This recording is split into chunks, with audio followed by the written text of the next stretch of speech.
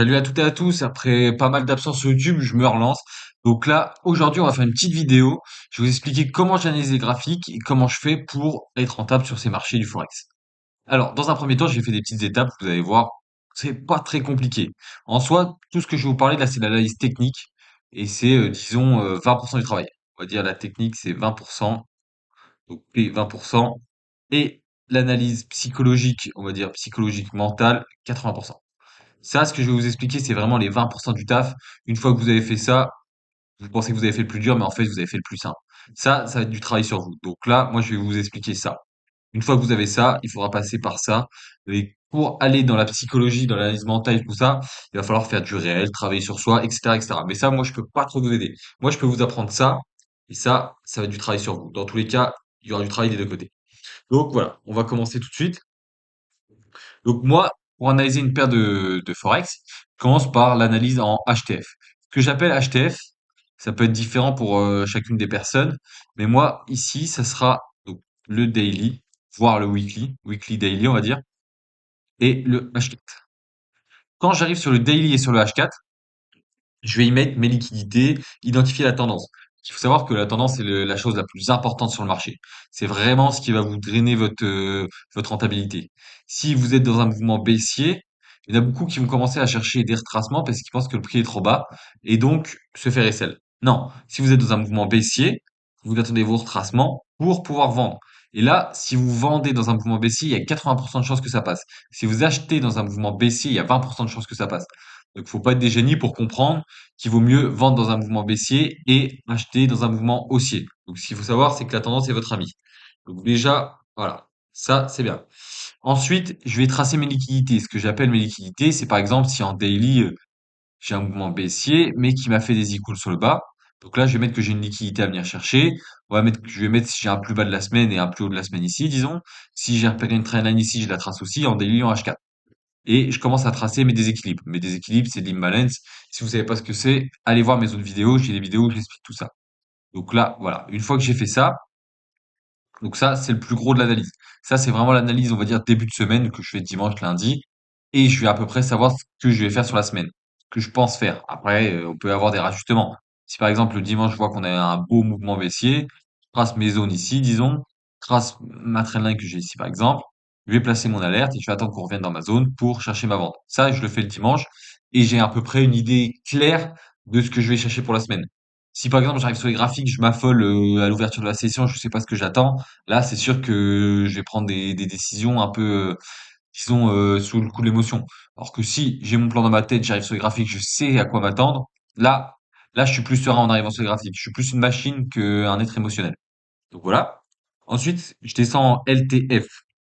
Ce que j'appelle LTS, ça va être le H2, H1. H2, H1, il va me permettre, tout en gardant ces zones, de, on va dire, les raffiner. Si par exemple j'avais un imbalance daily ici, mais que je vois que j'ai un imbalance daily H4, je veux dire, plus haut qui est plus intéressant, ou un IPA H4 qui est plus intéressant que mon imbalance daily, ben, je vais le notifier ici, tout en laissant l'imbalance daily. Mais en fait, je raffine. Je raffine. Si par exemple en daily, j'avais pas vu une liquidité, en H4, j'avais pas vu la liquidité, mais en H1, je vois qu'il y a un high à venir chercher avant de repartir, qui s'admit adjustment, bah celui-là, je vais le noter, je vais le notifier sur mon marché, sur mon graphique. Donc voilà ce que je fais en H1, en H2. Comme vous voyez, pour l'instant, c'est pas compliqué, hein. Pour l'instant, on a fait du daily, daily H4, on a dit un peu de weekly. J'ai tracé mes liquidités, j'ai tracé mes zones, j'ai identifié ma tendance. En H2, H1, j'ai raffiné. Donc ça, pour l'instant, vu que je trade EU, GU et que j'analyse aussi le dollar, là, pour l'instant, j'en ai eu pour 10-15 minutes max, hein. Et le plus gros de mon analyse de la semaine est fait, hein. Là, vraiment, j'ai dégrossi tout le travail. Donc, comme je vous l'ai dit, H2, H1, on revient ici, on trace les liquidités et on identifie la tendance. Comme vous voyez, c'est exactement la même chose que ici que je fais.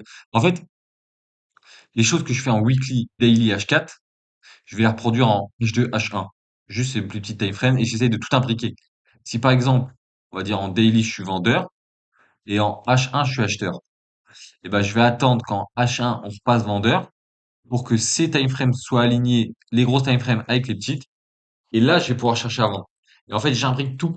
Il faut pas se dire, bon, bah, le daily, machin, machin, et pas tenir compte. En fait, il faut se dire daily acheteur, daily vendeur, H4 vendeur, H1 vendeur. Ah, là, je peux avoir un setup intéressant pour chercher une vente. Mais si, par exemple, daily vendeur, H4 acheteur, ah, bah, je vais attendre quand H4 ça se réaligne pour pouvoir continuer. En fait, il faut tout imbriquer. Il faut tout emboîter ensemble et que ça fasse plus qu'un bloc. Donc ça, c'est super important. Et comme je vais vous rabâcher souvent, la tendance, c'est vraiment le point le plus important pour moi. Si vraiment vous avez identifié la bonne tendance, là, tout roule, hein, il n'y aura pas de souci, hein. Et je m'éparpille un peu, mais la tendance, il y a plusieurs tendances. C'est par exemple la tendance basique, qui sont ça, et la tendance un peu plus complexe. Ça, on voit que ça reprend des highs, ça crée des choses comme ça, tac, tac, tac. Ça, c'est la tendance un peu plus complexe, où on vient prendre des liquidités internes, externes, et c'est pour piéger tout le monde, en fait. Donc, il vaut mieux utiliser cette tendance-là. Celle-là, vous la verrez pratiquement jamais sur le marché. Il y a peu de chances. Que celle-là, avec des trappes dans tous les sens, des pièges de liquidité, on croit que c'est une cassure à la hausse, on croit qu'on a un choc, qu'on repart à la hausse, finalement on repart à la baisse, finalement on repart à la hausse. Là, vous allez vous faire piéger.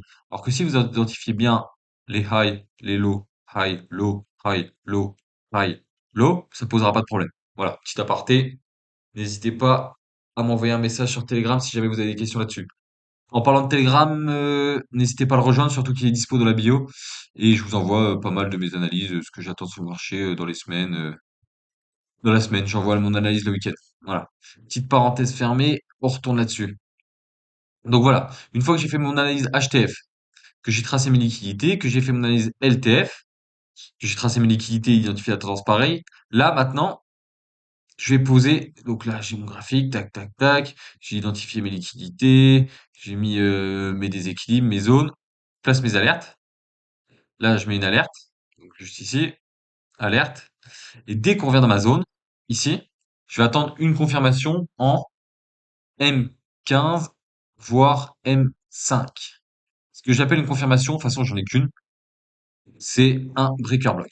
Donc le breaker block, comme vous devez le connaître, tac, on casse en haut, on casse en bas et on short.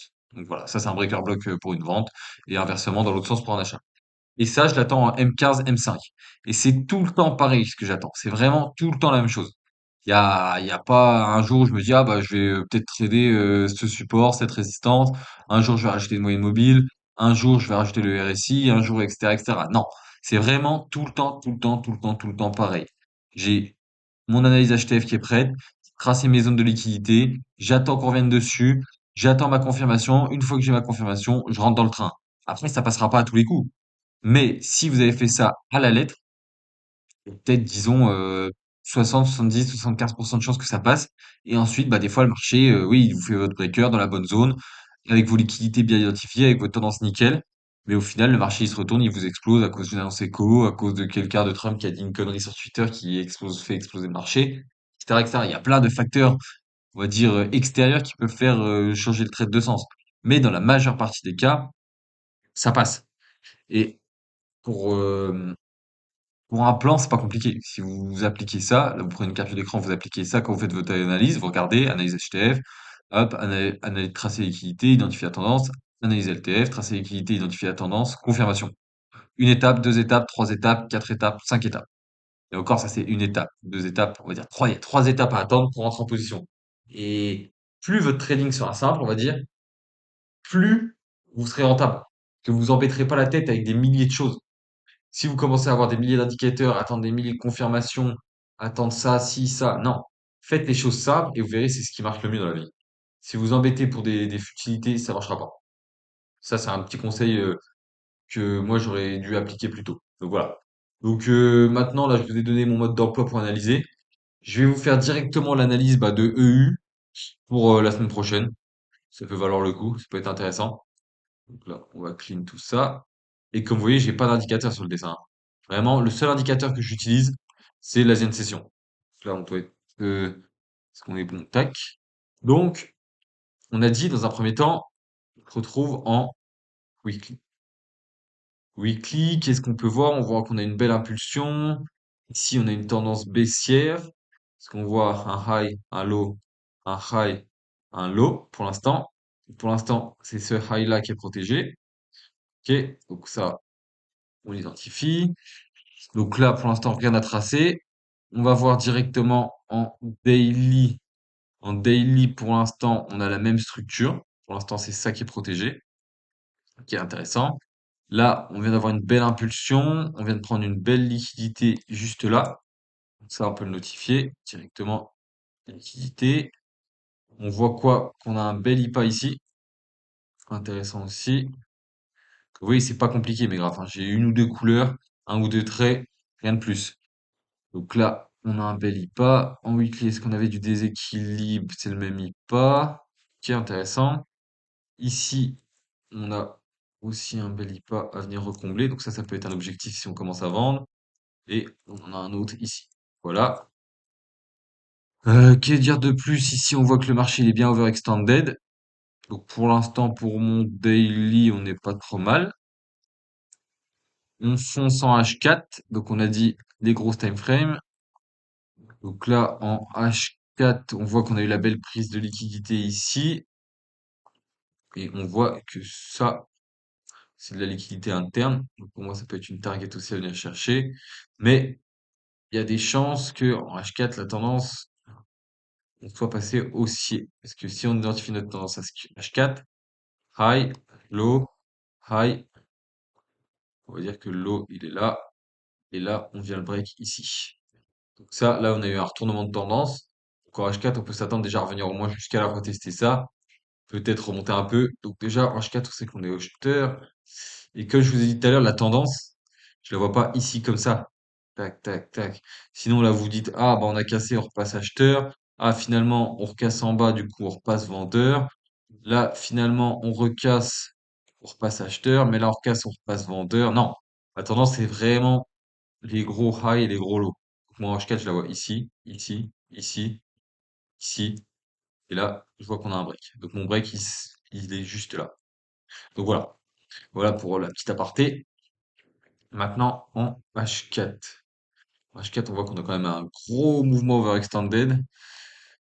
Si on se met, par exemple, vas-y, on peut utiliser un petit Fibonacci là pour voir où est-ce que le prix pourrait tracer. Ouais, on serait pas très loin de l'IPA, ça peut être intéressant. Là, ça, j'aime pas trop. Donc là, pour l'instant, en H4, j'ai rien vu de plus. Là, on avait une belle zone ici. Donc là, cette zone de déséquilibre ici. Donc là, ça serait intéressant de commencer à trouver des shorts. Donc voilà. Moi, je vois bien le prix faire quelque chose comme ça, au minimum, avec une première target ici. Et pourquoi pas revenir jusqu'à là. Pour l'instant, pour un début de semaine, il va finir faire quelque chose comme ça. Et ensuite, peut-être remonter, voir ce qui se passe. Mais déjà, je pense qu'on a déjà chuté un peu pour acheter. Si vous voulez la position vraiment safe, vous pouvez vous dire, j'attends ici pour acheter. Ou alors, comme vous savez qu'en daily, on était bien vendeur, on avait pris une belle liquidité, il faudrait qu'on attende une cassure, disons H1, et la cassure H1, tac, tac, tac, tac. Le shush, il serait ici. Ici, on aurait un shush. Donc, si on voit quelque chose comme ça, tac, tac, on pourrait venir short jusqu'à cet objectif-là, ça pourrait être intéressant. Donc, voilà pour eux. Et comme vous voyez, là, j'ai mon analyse maintenant. Je sais à quoi m'attendre. Je sais que si j'ai un shush ici, et que j'ai une zone qui s'est libérée ici, je pouvais chercher à short si j'ai une confirmation M15 pour venir chercher dans un premier temps ça, dans un deuxième temps ça. Donc voilà. Voilà pour eux, vous voyez, j'ai pris combien de temps? J'ai dû mettre 2 minutes à faire mon analyse, je sais à quoi m'attendre sur le marché. Donc si ça vous a plu, n'hésitez pas à lâcher un petit like, un petit commentaire, rejoindre Telegram et si jamais vous avez des questions, bah n'hésitez pas à m'en envoyer sur Telegram. Allez, bisous l'équipe.